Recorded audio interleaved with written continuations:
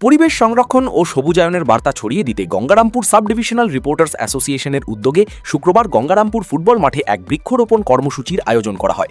এই কর্মসূচিতে উপস্থিত ছিলেন Gangarampur traffic OC Prashanta Kumar Das, Gangarampur sub divisional reporters অ্যাসোসিয়েশনের সম্পাদক শীতল চক্রবর্তী, কোষাধ্যক্ষ বাবাই সূত্রধর, অমিত মহন্ত, বাসুদেব দাস সহ সংগঠনের অন্যান্য সদস্যরা।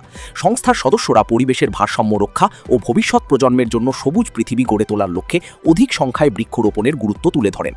কর্মসূচির অংশ হিসাবে ফুটবল মাঠ প্রাঙ্গণে বিভিন্ন প্রজাতির চারাগাছ রোপণ করা হয়। সংগঠনের পক্ষ থেকে জানানো হয়, আগামী দিনেও পরিবেশ সচেতনতা বৃদ্ধির লক্ষ্যে এ ধরনের সামাজিক উদ্যোগ অব্যাহত থাকবে। গঙ্গারামপুর থেকে রোহিত হাজরার রিপোর্ট, RNTV নিউজ।